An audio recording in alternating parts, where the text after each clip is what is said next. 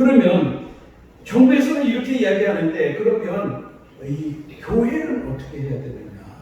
우리 교단 헌법을 한번 봅니다.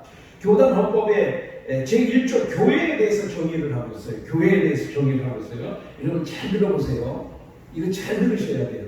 교회가 뭐냐면, 교회란 예수 그리스도의 공로로 구원받은 그리스도인들이 모여 하나님 앞에 예배하는 공동체이다. 교회는 예수 그리스도의 몸으로서 성령의 약속으로 말미암아 계속적인 하나님의 말씀이 정확하게 선포되어야 하고 성례를 올바르게 집행하여야 하며 본질을 정당하게 시행함으로 그 정통성이 유지되어야 된다. 이 예배, 공예배, 제가 주일 남예배를 공예배라고 그랬죠. 이 공예배 드리는 이 순간, 이 시간이 교회예요. 교회는 건물이 아니고 이 주일 예배, 주일 공예배를 드리는 이 시간, 지금 이 시간이 교회예요.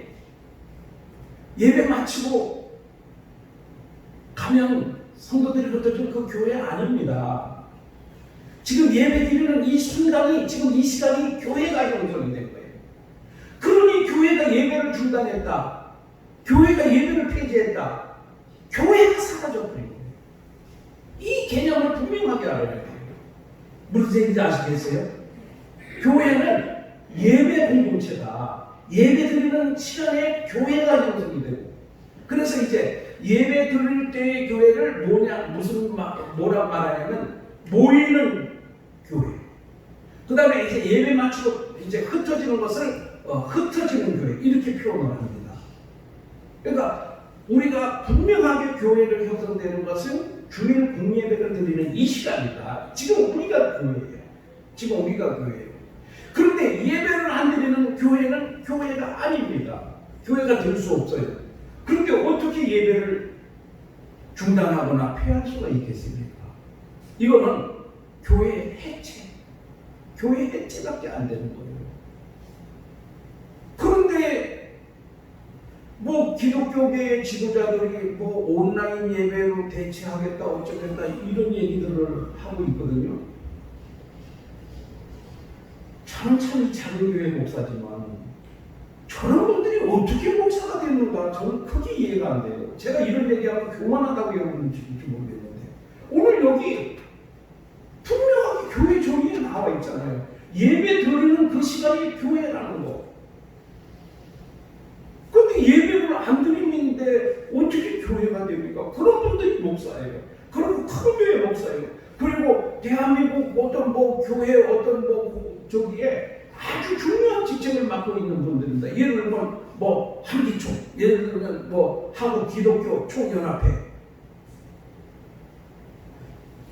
한국 교회 협의, 이런 데 모여 회장을 맡고 있는 분들이 그런 얘기를 하는 거예요. 참 어이가 없어서, 같은 목사로서 정말 어이가 없습니다. 어이가 없어. 우리 교회 성도들도 다 하는 얘기를 교회의 어떤 대표적인 직을 맡고 있는 사람들, 목사들이 교회가 뭔지를 모르고 있어요. 그러니까 교회가 지금 이 꼴이 되는 거거든요. 이게 정부가 왜 이렇게 강력하게 나오냐? 한마디 하면 그냥 저런 사람들이 다 순종해 버립니까? 알아서 그냥 하니까 그냥 정부에서 강경 모드로 나오는 거예요. 그런 걸 좀 여러분 아셔야 됩니다. 그 다음에 제2조에 보면 예배에 대해서 나왔습니다. 예배는 예수 그리스도를 믿음으로 구원받고 하나님의 자녀가 된 신자들이 하나님의 은혜에 보답하는 대표적인 행위이며, 시간과 공간을 초월하신 하나님은 무소곳에 하심으로 신자들은 언제 어디서든지 예배할 수 있으나, 특별히 성별된 장소에서 주님이 부활하신 주의 날에 함께 모여 공동으로 예배 드리는 것이 마땅하다. 주일날 함께 모여 공동으로 예배 드리는 것이 마땅하다. 그 다음에 주일 성수입니다. 주일 성수. 주일 성수는 인류의 당연한 의무이다. 인류의 당연한 의무라고 했어요. 이날은 일체의 육신적 사업을 중지하고 성경의 교훈에 따라 코르히 지켜야 한다. 주일은 예배와 안식에 방해되는 개인의 유익을 추구하는 경제 행위를 금하며 세상의 염려나 연애나 저속하거나 세속적인 행위나 연애나 쾌락적인 행동을 삼가해야 된다. 그러면서 주일 공동회집을 말씀하고 규정하고 있는데요. 제4조 주일 공동회집입니다. 주일은 공동회집으로 모여 예배하는 것이 신자의 기본적인 의무이다. 주일날 공동으로 모여서 예배드리는 것이 신자의 의무라는 겁니다. 기본적인 의무다. 이렇게 말씀하고 있습니다. 그래서 그러면 오늘 우리가 어떻게 해야 되느냐? 바로 오늘 우리가 읽은 말씀입니다. 먼저 히브리서 10장 10절 그러므로 형제들아 우리가 예수의 피를 흘려 성소에 들어갈 담력을 얻었나니 이건 우리가 성소에 들어갈 자유를 얻었다는 얘기예요. 예수님의 그 십자가의 죽으심으로 인해서 우리가 하나님께 우리 개개인이 나갈 수 있는 그 자유를 얻었다는 거예요. 그렇기 때문에 우리는 예수님의 피로 몸과 마음을 씻어서 깨끗함을 받았다는 거죠. 그러면 우리는 어떻게 해야 되는가? 참함과 온전한 믿음으로 하나님께 나아가야 된다. 하나님께 나아가. 왜? 그 길을 열어주셨으니까 예수님이. 그러면 우리는 하나님께 나가야 되는 거예요. 그게 뭐냐면 예배거든요. 예배로 하나님께 나가야 되는데 그런데 혼자만 하나님께 나가는 것이 아니고 서로 돌아보고 사랑과 선행을 격려해서 주변에 있는 모든 성도들을 함께 돌아보고 또 선행을 하고 그래서 그들을 격려해서 함께 우리 하나님께 나가서 예배드리자 이렇게 해줘야 되는 거예요. 그래서 제가 부탁을 드리는데요. 우리 그 목사님들 중에도요 의견이 안 맞는 분들이 많아요. 예. 그렇지만 그렇다고 적은 아니잖아요. 우리 예수 믿는 사람도 마찬가지예요. 어떤 사람은 신앙이 이렇고 어떤 사람은 신앙이 저렇고 뭐 이런 생각을 가지는 사람도 있고 저런 생각을 가지는 사람도 있고 이렇게 하는 사람도 있고 저렇게 하는 사람도 있어요. 그러면 다 다르거든요. 그러면 우리 신앙의 내 신앙의 기준을 가지고 정죄하면 안 돼요. 그래도 근본은 그래도 예수 믿고 구원받은 사람이잖아요. 그러면 될 수 있으면 내가 바른 신앙을 가지고 있으면 그 사람이 바른 신앙으로 성장해 나갈 수 있도록 사랑으로 격려하고 도와줘야 돼요. 너는 그거 틀렸어. 그래서 낙찰로 위로는 안 돼요. 그래서 우리가 여러분 주일날 나 혼자 챙겨가지고 교회 나오기도 사실은 좀 바쁘기도 하지만 그러나 주변에 있는 어떻게 보면 정말 포기하고 싶은 사람들이 있잖아요. 솔직한 얘기로. 그래도 어떻게 해요? 그래도 또 한 번 전화하고 그래도 또 한 번 찾아가고 그래서 같이 이렇게 나올 수 있도록 이게 힘써야 돼요. 그래야 모이기 힘쓰는 그런 교회가 되거든요. 그래야 교회가 성장이 되지요. 너는 그래서 안 되고 저는 뭐 저래서 안 되고 이렇게 해버리면 나갈 수 있어요. 좀 다양합니다. 목사님 입장에서도 볼 때도요, 좀 거시기한 것도 있지요. 그래도 어떡하겠습니까? 우리 부모 입장에서 자식들이 마음에 드는 놈도 있고 안 드는 놈도 있고 그렇잖아요. 그래도 어떡하겠습니까? 그래도 뭐예요? 내 자식인데. 그렇잖아요. 우리 마음에 드는 사람도 있고 안 드는 사람도 있어요. 그래도 어떻게 해요? 우리 같은 형제 자녀인데 우리 같은 식구들이잖아요. 같은 권속이라는 식구라는 얘기거든요. 가족이라는 얘기거든요. 그러니까 우리가 좀 이렇게 좀 돌아보고 격려하고 그 사람에게 좀 선행을 베풀고 이렇게 해서 함께 하나님께 나오도록 힘써야 될 줄로 믿습니다.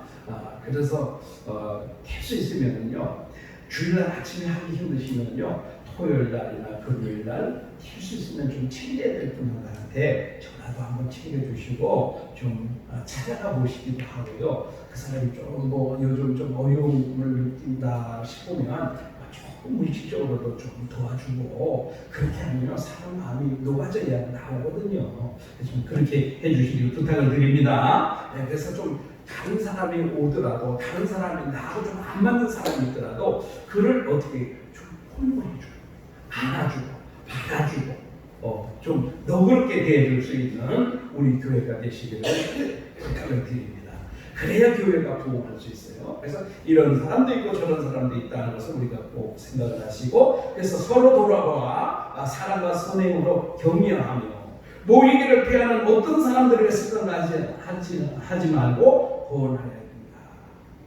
그래서 왜 그러냐면은 마지막 때 그날이 가까워 볼수록 더욱 그리하자 그랬어요. 지금 우리가 이제는 정말 때가 다 됐다 이렇게 보고 있잖아요. 그러면 이제 우리가 정말 어떡하겠나, 이 마지막 때에 정말 마지막을 살아가는 우리가 어떻게 해야 되겠나 해서 더 모이기를 힘써야 돼요. 그러니까 지금 이제 이 예배에 대한 핍박이나 교회에 대한 핍박이 아마 날이 가면 갈수록 더 심해질 수도 있습니다. 그렇다면 이제 우리가 마지막에 우리가 주님 앞에 섰을 때 정말 부끄러움이 없도록 서기 위해서는 이때 우리가 힘써야 되겠구나 하는 것을 생각을 하시고, 예배는 어떻게 해야 됩니까? 오늘 말씀처럼 예배는 누가 명령한다고 거기에 불할 것이 아닙니다. 그러나 우리가 예방수칙이라든지 이런 부분들은 아주 철두철미 분명하게 지켜줘야 됩니다. 만약에 이런 그 예방 지침이나 이런 것을 어겨서 행정당국에서 어떤 제재를 가한다면 우리는 거기에 대해서 절대로 불평하면 안 돼요. 벌금 물어야 돼요. 어떤 처벌을 하면 처벌을 받아야 돼요. 그러나 단지 예배로 모였다는 이유 때문에 하면 우리는 절대로 거기에 복종할 수 없습니다. 여러분 무슨 얘기인지 아시겠죠? 이건 우리가 분명하게 알아야 돼요. 그렇지 않으면 이 휘둘리게 돼 있어요. 휘둘리게. 그런데 여러분 앞으로 어떻게 될지 모르겠습니다. 정말 지금 수도권만 되어 있는데 전국으로 확대할지도 모르겠어요. 그랬을 때 여러분 과연 우리가 예배를 피할 것이냐, 아니면 그럼에도 불구하고 예배 드릴 것이냐, 그러면 당장 벌금 부과가 되겠죠. 우리 교회 돈 없는데 어떻게 할 거냐.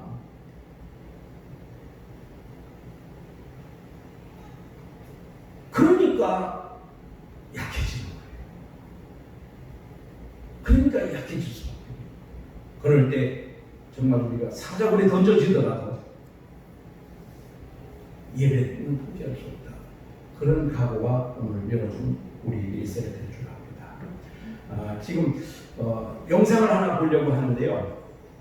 이 영상은 정말 목사님들을 부끄럽게 하는 그런 영상입니다.